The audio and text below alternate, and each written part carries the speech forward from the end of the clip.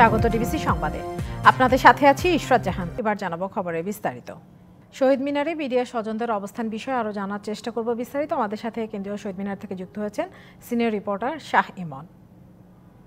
ইমন, BDR স্বজনরা শুক্র শনিবার গণসংযোগ কর্মসূচির ঘোষণা দিয়েছেন, তাদের এখনকার অবস্থান কি, আর সরকারের পক্ষ থেকে তাদের সাথে কেউ যোগাযোগ করেছেন কিনা?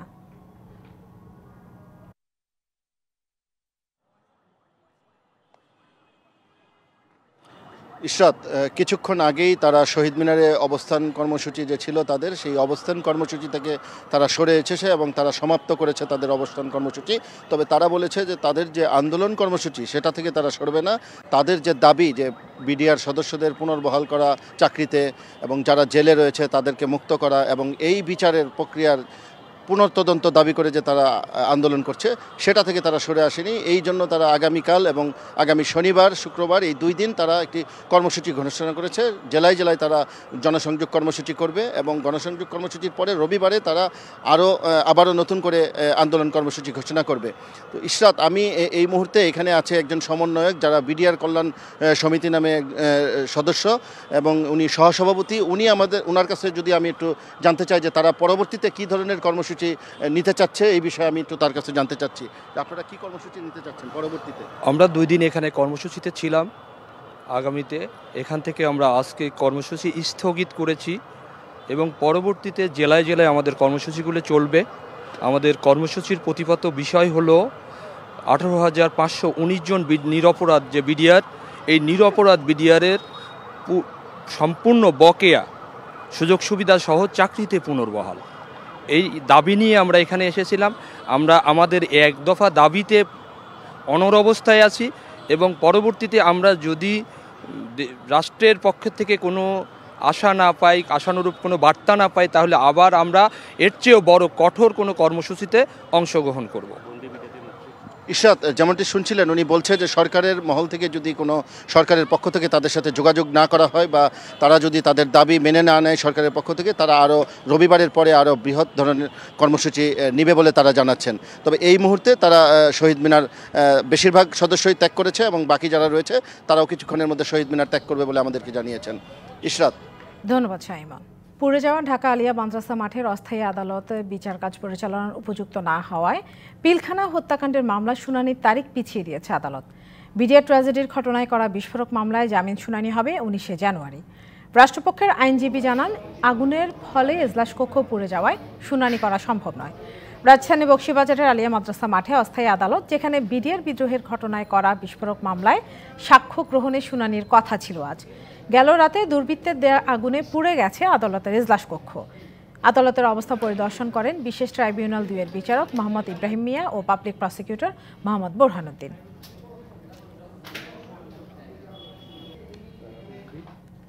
ঢাকা আলিয়া মাদ্রাসা মাঠের অস্থায়ী আদালতের এজলাস পুড়ে যাওয়া অন্যান্য বিষয় নিয়ে বিস্তারিত জানার চেষ্টা করব। আমাদের সাথে বার্তা কক্ষ থেকে সরাসরি যুক্ত হয়েছেন স্টাফ রিপোর্টার ইকবাল অনিক।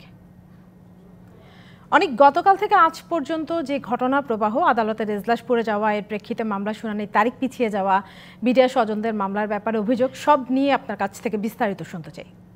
ইশরাত, আপনি যেমনটি বলছিলেন যে পুরান ঢাকার যে আলিয়া মাদ্রাসা মাঠে যে অস্থায়ী যে বিশেষ আদালতটি ছিল, সেটি কিন্তু শুধু বিডিআর বিদ্রোহ সহ বেশ কিছু দেশের আলোচিত ঘটনার এই আদালত থেকেই কিন্তু আপনার বিচার কাজ হয়েছে এবং আগামী শনিবার থেকে এখানে কিন্তু বিডিআর বিদ্রোহের সময় যে হত্যাকাণ্ডটি হয়েছিল সেটির কিন্তু মামলার কার্যক্রম শুরু হওয়ার কথা ছিল। এর মাঝে কিন্তু আজ ভোরে 4:20 দিকে এখানে কিন্তু কিছু দুর্বৃত্ত যারা ভিতরে প্রবেশ করে এখানে আগুনের ঘটনা ঘটিয়েছে, ওখানে যে আলিয়া মাদ্রাসার যে ছাত্ররা আছেন তারা কিন্তু তেমনটি জানিয়েছেন যে কিছু দুর্বৃত্ত তারা দেখতে পেয়েছেন যে ভোরের দিকে ভিতরে প্রবেশ করে তারা কিন্তু আগুন দিয়ে বের হয়ে গিয়েছেন এবং এই আগুনের ঘটনায় আদালতের বিভিন্ন যে জিনিসপত্র রয়েছে সেগুলো পুড়ে গেছে।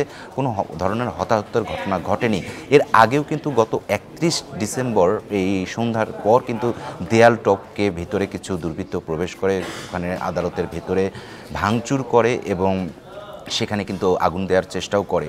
এর আগেও কয়েক দফায় কিন্তু এই ঘটনা ঘটেছে। এটি কিন্তু বিডিআর বিদ্রোহ যে যারা ক্ষতিগ্রস্ত বা ভুক্তভোগী রয়েছে, যারা চাকরিচ্যুত রয়েছে, তারা অনেকেই তো দাবি করেছেন যে তাদের বিনা দোষে বা বিনা কারণে তাদেরকে আদালতে আটক করে রাখা হয়েছে। যে এই অগ্নিকাণ্ডের ঘটনায় বিচার কাজ ত্বরান্বিত হবে বা এটাকে তারা ষড়যন্ত্র মনে করছেন। আরেকটি বিষয় যে আজকে কিন্তু কেরানীগঞ্জে যে কারাগার রয়েছে সেখানে অস্থায়ীভাবে এই আদালত বসিয়ে কিন্তু এই বিচার কার্যক্রম চালানোর কথা ছিল, সেটি না হয়নি। কিন্তু আজকে শনিবার থেকে কিন্তু হওয়ার কথা ছিল আলিয়া মাদ্রাসা মাঠে। তবে একটি বিষয় যে তারা কিন্তু মনে করছেন যে এটা কি তারা ধরছেন যে গভীর কোনো ষড়যন্ত্র যাতে এই মামলার কোনো সঠিক তদন্ত বা বিচার কার্যক্রম না হয়, এই জন্য কোনো একটি মহল হয়তোবা তারা এই বিচার কাজ বাধাগ্রস্ত করার জন্য এটি ঘটিয়েছে। আরেকটি বিষয় যে এই মাঠ নিয়ে কিন্তু দীর্ঘদিন ধরেই কারা অধিদপ্তর এবং মাদ্রাসা শিক্ষার্থীদের মাঝে এক ধরনের দ্বন্দ্ব চলছিল, যে কারা অধিদপ্তর দাবি করছে এই মাঠটি তাদের, এবং আরেকটি আলিয়া মাদ্রাসা যারা কর্তৃপক্ষ রয়েছে তারা দাবি করছিল এই মাঠটি তাদের। আর এই মাঠ থেকে কিন্তু আদালত সরিয়ে নেওয়ার জন্য শিক্ষার্থীরা দীর্ঘদিন থেকে কিন্তু আন্দোলন করে আসছে। আজকে কিন্তু সকালেও শিক্ষার্থীরা আন্দোলন করেছে, পরে পুলিশ কিন্তু তাদেরকে সরিয়ে দিয়েছে। ইশরাত, আপনি বলছিলেন যে কেরানীগঞ্জের আদালতে কার্যক্রম চলার কথা ছিল, সেটা হয়নি কেন? এই ব্যাপারে কোনো তথ্য আছে কিনা আপনার কাছে? এখন পর্যন্ত সুস্পষ্ট কোনো তথ্য আমাদের কাছে নেই। তবে যতটুকু জানতে পেরেছি এই বিডিআর বিদ্রোহ যে আলিয়া মাদ্রাসা মাঠ, সেটিতেই এই কার্যক্রমটি পরিচালিত হবে। যে হয়তো বা কোনো কিছু এই একটি আদালত প্রস্তুত করতে তো মোটামুটি সময় সাপেক্ষ বিষয়, সে কারণে হয়তো বা সময়ের সংকুলনের কারণে সেখানে হয়তো বা আদালতের যে প্রক্রিয়াগুলো রয়েছে সেটি কিন্তু তৈরি না হওয়ার কারণে হয়তো বা ধারণা করা যাচ্ছে যে যেখানে আদালতটি রয়েছে সেখানেই কার্যক্রমটি পরিচালনা করা। আর গতকালকে থেকে এই বিডিআর বিদ্রোহে ক্ষতিগ্রস্ত বা বিভিন্ন যারা মামলায় কারাবন্দী রয়েছেন, যারা চাকরিচ্যুত হয়েছেন, তারা কিন্তু আন্দোলন করেছেন। গতকাল সন্ধ্যায় কিন্তু তারা এই মামলার সুফল না আসা পর্যন্ত তারা দেখেছেন আজকে কিন্তু শাহবাগ ব্লকেড করার ঘোষণা দিয়েছিলেন। আজকে সকালে তারা কিন্তু শহীদ মিনারে গতকাল সারা রাত কিন্তু তারা শহীদ মিনারে অবস্থান কর্মসূচি পালন করেছেন। আজ বেলা 11টার দিকে কিন্তু তারা একটি মিছিল নিয়ে তারা শাহবাগের দিকে আসছিলেন। আসার পর তারা ওখানে অবস্থান কর্মসূচি গ্রহণ করেন। পরে পুলিশ ব্যারিকেড দেয় এবং সেই ব্যারিকেড কিন্তু তারা দুপুর নাগাদ ভেঙে তারা শাহবাগ মোড় অবস্থান নেয়। সেখানে কিন্তু তারা অবস্থান নিয়ে সব কিছু যারা রাস্তাঘাট বন্ধ করে দেয় এবং তারা প্রায় 1 থেকে 1.5 ঘন্টার মতো সেখানে অবস্থান নেন। এবং তারা কিন্তু সে সময় বলেছেন যে এই যে তাদের যে দাবি দেওয়াগুলো রয়েছে সেগুলো সরকারের পক্ষ থেকে যতক্ষণ না পর্যন্ত মেনে নেওয়া হবে ততক্ষণ পর্যন্ত তারা এই আন্দোলন চালিয়ে যাবেন। জি, একদম পরিষ্কার। ধন্যবাদ। দেশে থাকলেও দীর্ঘদিন ধরে রাজনীতিতে নিষ্ক্রিয় থাকতে বাধ্য হয়েছিলেন বিএনপি চেয়ারপারসন বেগম খালেদা জিয়া। তবে এমন এক সময় তিনি বিদেশে গেলেন যখন দেশে আগামী জাতীয় নির্বাচন নিয়ে চলছে নানা সমীকরণ। তাই চেয়ারপারসনের বিদেশ যাত্রা নিয়ে বিএনপির ভেতরে বাইরে স্বস্তির পাশাপাশি আছে উদ্বেগ উৎকণ্ঠাও। বিএনপির ভারপ্রাপ্ত চেয়ারম্যান তারেক রহমান বেশ কয়েক বছর ধরেই লন্ডন থেকে দল পরিচালনা করছেন। তবে বিএনপির চেয়ারপারসন খালেদা জিয়া চিকিৎসার জন্য লন্ডন যাওয়াকে কেন্দ্র করে অনেকের মনে প্রশ্ন জেগেছে দলটিতে কোনো শূন্যতা তৈরি হবে কিনা। তবে পরিবেশ পরিস্থিতি আর সাম্প্রদায়িক রাজনৈতিক প্রেক্ষাপটে খালেদা জিয়ার ফেরা না ফেরা নিয়ে এরই মধ্যে আলোচনার ডালপালা মেলতে শুরু করেছে। এত সব সমীকরণ এক কথায় উড়িয়ে দিয়েছেন দলের নেতাকর্মীরা। চিকিৎসা নিয়ে সুস্থ হয়ে বেগম খালেদা জিয়া দেশে ফিরবেন এবং দেশের গণতন্ত্রের অগ্রযাত্রাকে এগিয়ে নেওয়ার নেতৃত্ব দেবেন, এমনটাই মনে করেন দলটির সিনিয়র নেতাদের কেউ কেউ। শেখ হাসিনার পতনের পেছনে মূল নেতৃত্ব তো উনি দিয়েছেন আজকে বহু বছর ধরে, এবং পুরো দলকে সংগঠিত করেছেন, উজ্জীবিত করেছেন। -2 নিয়ে কে ভাবলো না, সেগুলোতে বিএনপির কিছু আসে যায় না। বিএনপি অন্তর্বর্তী সরকারের কাছে নির্ধারিত সময়ের মধ্যে নির্বাচন দাবি করেছে, বলছেন সংস্কারের কথাও। অন্যথায় দিয়ে রেখেছে আন্দোলনের হুঁশিয়ারিও, যার অগ্রভাগে থাকছেন খালেদা জিয়া। এমন বাস্তবতায় শুধু দলের নয়, রাজনৈতিক মাঠে খালেদা জিয়ার কোনো শূন্যতা নেই, এমনটি মনে করছেন সমমনা রাজনৈতিক দলগুলো। বিএনপি চিন্তা করছে, তারা মনে করে যে ডিসেম্বরের মধ্যে নির্বাচন হতে হবে। এই দাবি আদায়ের লক্ষ্যে তারা রাজপথে নামতে চায়, আন্দোলনে নামতে চায়। বিশ্লেষক ও ঢাকা বিশ্ববিদ্যালয়ের শিক্ষক কাজী মাহবুবুর রহমান অবশ্য বলছেন, দ্রুত নির্বাচন দাবি করায় সরকার ঘনিষ্ঠ অনেকে বিএনপির সমালোচনা করছেন। সেক্ষেত্রে খালেদা জিয়ার বিদেশ যাত্রায় মাথাচাড়া দিয়ে উঠতে পারে তৃতীয় কোনো শক্তি। বিএনপির সাথে সরকারের কোনো, আমি মনে করি না গ্যাপ বিএনপিও করছে না, সরকারও করছে না। সুতরাং সরকারেরও এই ধরনের সিদ্ধান্ত না ঠিক হবে না যে বিএনপিকে বাইরে রাখি, বিএনপিরও এই ধরনের সিদ্ধান্ত নেওয়া হবে না যে সরকারকে অসহযোগিতা করি। মঙ্গলবার রাতে ঢাকা ছেড়ে বুধবার বিকেল ৩টায় লন্ডনে পৌঁছেছেন বিএনপির চেয়ারপারসন বেগম খালেদা জিয়া। বিমানবন্দর থেকে স্থানীয় লন্ডন ক্লিনিকে ভর্তি হয়ে চিকিৎসা নিচ্ছেন তিনি। নূপুর মাহমুদ, ডিবিসি নিউজ, ঢাকা। শেখ হাসিনার পতনের পর ঐক্যের জায়গাটা নষ্ট হচ্ছে, কেউ কাউকে বিশ্বাস করতে পারছে না, ক্ষমতায় টিকে থাকার অসুস্থ প্রতিযোগিতা তৈরি হয়েছে, এমন মন্তব্য করেছেন বিএনপি মহাসচিব মির্জা ফখরুল ইসলাম আলমগীর। রাজধানী গুলশানে চেয়ারপারসনের রাজনৈতিক কার্যালয়ে একটি বইয়ের মোড়ক উন্মোচন অনুষ্ঠানে তিনি এসব কথা বলেন। হাসিনা চলে যাওয়ার পর থেকে, পালানোর পর থেকে আমরা কেন জানি না নিজেদেরকে আবার সেই পুরো বিশ্বাস ফিরিয়ে আনতে পারছি না, ঐক্যের জায়গাটাতে থাকতে পারছি না। কি দুর্ভাগ্য যে এখন যেটা শুরু হয়েছে এটাকে আমি মনে করি এতটুকু সুস্থ ব্যাপার না, অসুস্থ একটা প্রতিযোগিতা শুরু হয়েছে। বিএনপির আজকের বক্তব্য নিয়ে আরো বিস্তারিত জানার চেষ্টা করব। আমাদের সাথে বার্তা কক্ষ থেকে যুক্ত হচ্ছেন স্টাফ রিপোর্টার সাব্বির রোজ। রোজ, রাজনৈতিক বিশ্লেষকরা তো বলছেন যে দ্রুত নির্বাচন দাবি করায় সরকার ঘনিষ্ঠ অনেকে বিএনপি সমালোচনা করছেন। তারা বলছেন খালেদা জিয়ার বিদেশ যাত্রায় তৃতীয় কোনো শক্তি মাথা চাড়া দিয়ে উঠতে পারে। বিএনপি নেতা কর্মীদের মধ্যে এ ধরনের কোনো উদ্বেগ আছে কিনা বা দেখেছেন কিনা? ধন্যবাদ ঈশ্বর। আমি শুরুতে বলতে চাই যে খালেদা জিয়ার বিদেশ যাত্রা নিয়ে আজকের দলের মহাসচিবের যে বক্তব্যগুলো রয়েছে, বক্তব্যগুলো আমি আপনাকে বলছি। সেটি হচ্ছে যে স্বৈরাচার সরকার পতনের আগে বা সেই তৎকালীন আওয়ামী লীগের সময়ে আপনি জানেন যে গুরুতর অসুস্থতা, বার্ধক্যজনিত নানা জটিলতা নিয়ে বেগম জিয়ার যে প্রাথমিক ট্রিটমেন্টটা সেটি করা হয়েছিল, কিন্তু তার যে ট্রিটমেন্টটা দরকার সেই ট্রিটমেন্টের জন্য তাকে লন্ডন ক্লিনিকে নেওয়া হয়েছে। এই যে ব্যাপারটা, সেই ব্যাপারটাকে বিএনপি বলছে যে, এবং জনস্রোত আপনি হয়তো লক্ষ্য করেছেন, বেগম খালেদা জিয়া তার বাসভবন থেকে বিমানবন্দর পর্যন্ত যে জনস্রোত বা মানুষের যে ভালোবাসায় সিক্ত হয়ে তিনি রাষ্ট্রীয় মর্যাদায় লন্ডন ক্লিনিকে বা বিদেশে উন্নত চিকিৎসার জন্য পাড়ি দিয়েছেন। এবং আপনি জানেন কাতারের আমিরের পাঠানো একটি বিশেষ এয়ার অ্যাম্বুলেন্সে করে তিনি গিয়েছেন। তো বিএনপি এটাকে অনেক গর্বের সাথে ভাবে এটা একটি পাওয়া মনে করছে যে বেগম জিয়ার শেষ সময়ে তার যে জটিলতা রয়েছে, তার বিভিন্ন মাল্টি অর্গান ফেলিওরের মতো যে জটিল রোগগুলো রয়েছে, সেইটার একটি যে প্রাপ্য যে চিকিৎসা সেটি তিনি পাবেন এবং মানুষের ভালোবাসায় সিক্ত হয়ে তিনি এই সুযোগটা পেয়েছেন এবং সেটি 5 আগস্টের পরের জন্যই সম্ভব হয়েছে এটি বিএনপি মনে করছে। সো এইখানে খালেদা জিয়ার বিদেশ যাত্রা নিয়ে বিএনপি মোটেও এই ধরনের কোনো দুশ্চিন্তায় নেই, বরং বিএনপি মনে করছে যে রাষ্ট্রীয় সম্মানে এবং আন্তর্জাতিকভাবেও তারা যেটি বলেছেন বিএনপি মহাসচিব যে আন্তর্জাতিক বিভিন্ন পর্যায় থেকেও তারা সাহায্য সহযোগিতা পেয়েছেন। তো সেই জায়গা থেকে তারা মনে করছে যে প্রাপ্য চিকিৎসা, সেই প্রাপ্য চিকিৎসা এখন বেগম জিয়া পাবেন। এবং আপনি জানেন যে প্রাথমিক ট্রিটমেন্ট শেষে লন্ডন ক্লিনিক থেকে তাকে যদি প্রয়োজন পড়ে জন হপকিন্স ইউএসএতে নিয়ে যাওয়া হবে বা আরও যদি প্রয়োজন পড়ে, সেই ব্যবস্থাগুলো এখন বিএনপি নিতে পারছে। যে এই যে স্বাধীনতার যে ব্যাপারটা, তো বিএনপি মনে করছে যে এটি একটি পাওয়া। জি রোজ, একটা ব্যাপার যে আজকে বিএনপি মহাসচিব মির্জা ফখরুল ইসলাম আলমগীর কথা বলেছেন, তিনি বলেছেন যে শেখ হাসিনার পতনের পর ঐক্যের জায়গাটা নষ্ট হচ্ছে। এই মন্তব্যের প্রেক্ষিতে তিনি কোনো ব্যাখ্যা করেছেন কিনা? ধন্যবাদ ঈশ্বর। তো ঐক্যের জায়গাটা নষ্টের বিষয়ে যে দুশ্চিন্তার কথা বিএনপি মহাসচিব বলেছেন সেটি হচ্ছে যে 5 আগস্টের আগে যুগপৎ আন্দোলনে যে দলগুলো অংশ নিয়েছিল সবার একটাই গোল ছিল শেখ হাসিনার পতন বা স্বৈরাচার পতন বা স্বৈরাচার শাসনের বন্দোবস্ত যেন দেশ থেকে চলে যায়। তো সেই জায়গায় তারা একমত ছিল এবং শেখ হাসিনার পতন হয়েছে।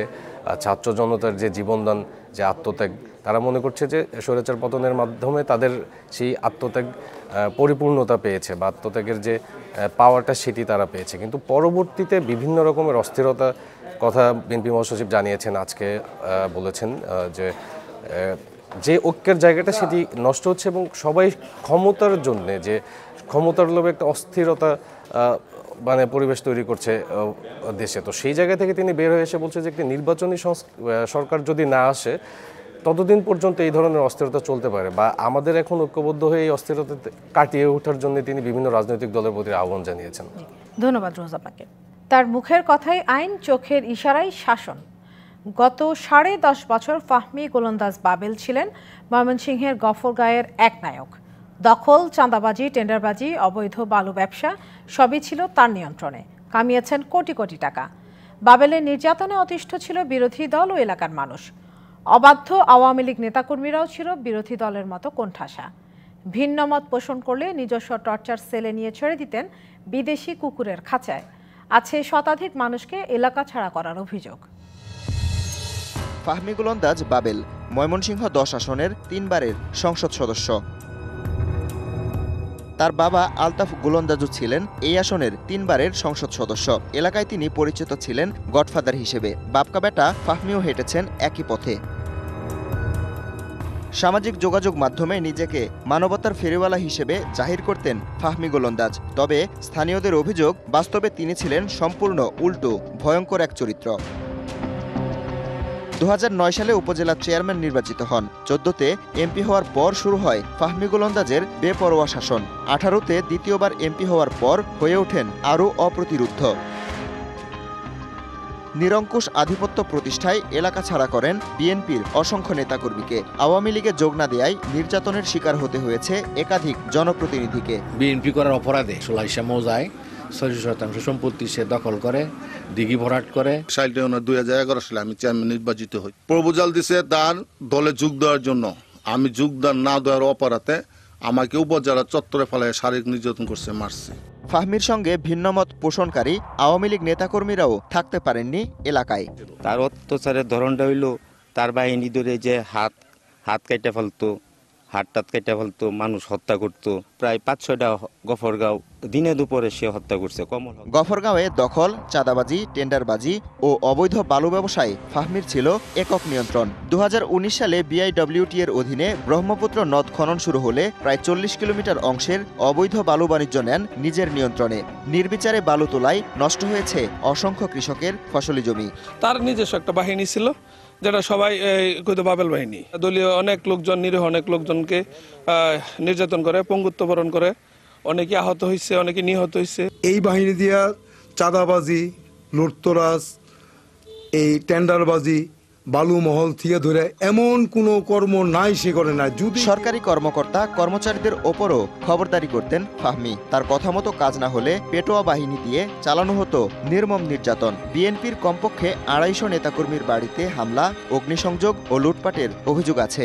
গফরগাঁওটা আলাদা রাষ্ট্র, তার শাসনে চলত। সারা গফরগাঁয়ে প্রায় 2 থেকে 250 বাড়িঘর ভাঙছে, তাদের বাড়িঘর আগুন দিছে।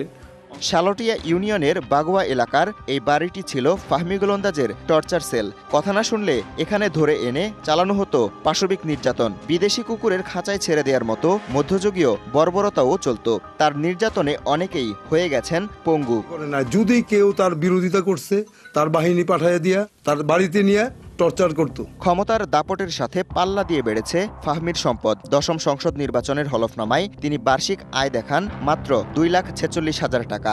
10 বছরের ব্যবধানে তা 127 গুণ বেড়ে হয় 3 কোটি 12 লাখে। একই সময়ে তার অস্থাবর সম্পদ বেড়েছে 225 গুণের বেশি।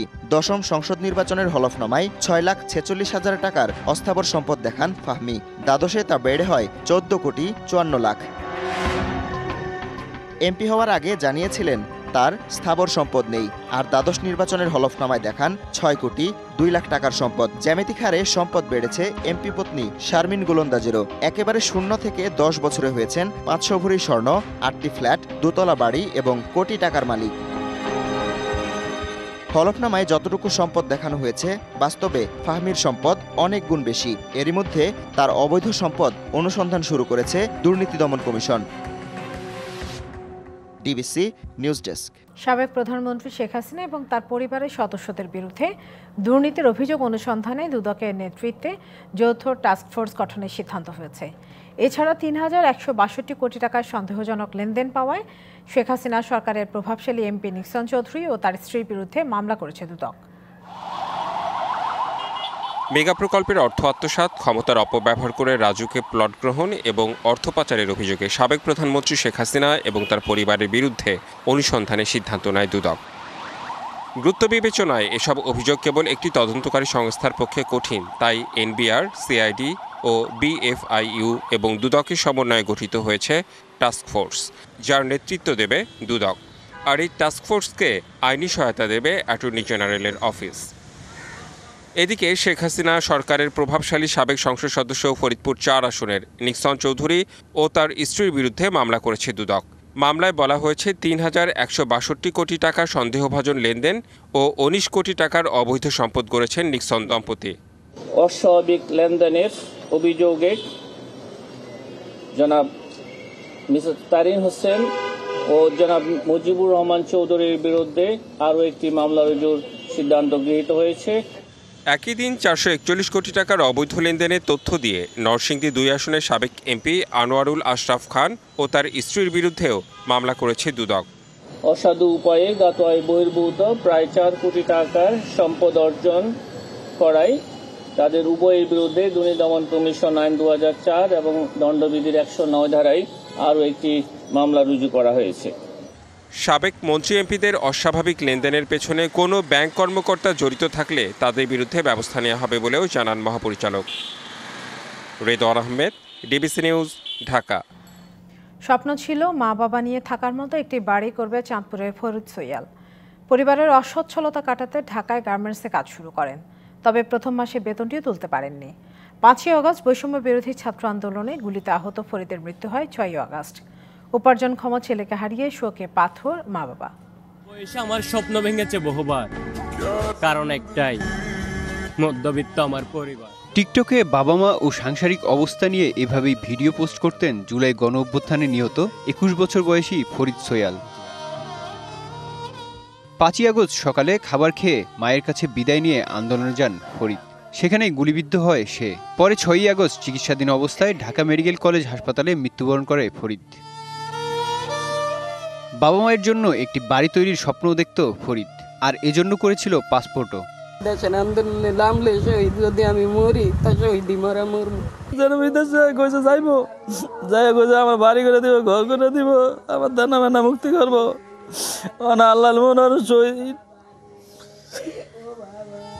ছেলে ফরিদের উপার্জনই ভরসা ছিল বৃদ্ধ এই দম্পতির। তার অনুপস্থিতিতে হতাশা নেমে এসেছে পরিবারটিতে। ফ্যামিলিটা যে কীভাবে চলছে, কীভাবে চলাফেরা করতেছে, ওটা খাই আসে না খাইছে, কোনো কেউ কর্মকর্তা কেউ জিজ্ঞেস করে নেই। ভোলার স্বপ্ন ছিল একটা, যেমন একটা নিজে একটা ঘর তুলে থাকবো। আমার সরকারের কাছে আমার এতটুকুই আবেদন, একটু জায়গা জমি কিনতে পারে, সরকার যেন একটু সাহায্য করে। প্রশাসনের পক্ষ থেকে আন্দোলনে শহীদদের পরিবারকে আর্থিক সহায়তা দেওয়ার পাশাপাশি পরিবারের একজন সদস্যকে কর্মসংস্থানের কথা জানিয়েছেন জেলা প্রশাসক। তাৎক্ষণিকভাবে জেলা প্রশাসনের পক্ষ থেকে আমরা কিছু আর্থিক সহায়তা এবং খাদ্য সহায়তা দিয়েছি, যাদের সে হয়তো উপার্জনশীল একমাত্র ব্যক্তি ছিল। এইরকম ওই পরিবারে যদি অন্য কেউ থাকে তাকে হয়তো একটা কর্ম দেওয়ার আমাদের এরকম একটা প্ল্যান আছে। নিহত ফরিদের স্বপ্ন পূরণে বাবা মায়ের জন্য একটি বাড়ি নির্মাণে সহায়তার প্রত্যাশা স্থানীয়দের। DBC news desk. পৌষের শেষ ভাগে দেশে চলছে শীতের দাপট, অস্থির জনজীবন, বিপর্যস্ত প্রাণীকুল, দুর্ভোগে স্বল্প আয়ের মানুষ। রাজধানী সহ দেশের বেশিরভাগ অঞ্চলে বইছে হালকা থেকে মৃদু শৈত্যপ্রবাহ। সকালে দেশের সর্বনিম্ন তাপমাত্রা রেকর্ড করা হয়েছে নওগাঁর বদলগাছিতে ৯.১ ডিগ্রি সেলসিয়াস। প্রচণ্ড ঠান্ডা আর কুয়াশায় চরম দুর্ভোগে শ্রমজীবী মানুষ। সীমান্ত জেলা চুয়াডাঙ্গায় হিমেল হাওয়ায় আবারও কমেছে তাপমাত্রার পারদ। সকালে তাপমাত্রা রেকর্ড করা হয় ৯.৪ ডিগ্রি সেলসিয়াস। হাসপাতালে বেড়েছে ঠান্ডাজনিত রোগীর চাপ, বেশি আক্রান্ত শিশু ও বয়স্করা। গত কয়েকদিনের তুলনায় পঞ্চগড়ের তাপমাত্রা কিছুটা বেড়েছে। সকালে জেলায় সর্বনিম্ন তাপমাত্রা ৯.৫ ডিগ্রি সেলসিয়াস রেকর্ড করা হয়। তবে ভোর থেকে সূর্যের দেখা না মেলায় অনুভূত হচ্ছে শীত। এদিকে সকাল থেকে মেঘাচ্ছন্ন আকাশ আর হিমশীতল বাতাসে গত ২ দিনের তুলনায় আজ আবারও ঠান্ডা বেড়েছে কুড়িগ্রামে। বাধ্য আজকে গাড়ি নিয়ে বাড়াইছে, বাড়াইয়া রোডে থাকতে পারতেছি না ঠান্ডার ঠেলায়। গতবার শীত অনেক বেশি, বহুত বেশি, চোখে দেখা যায় না।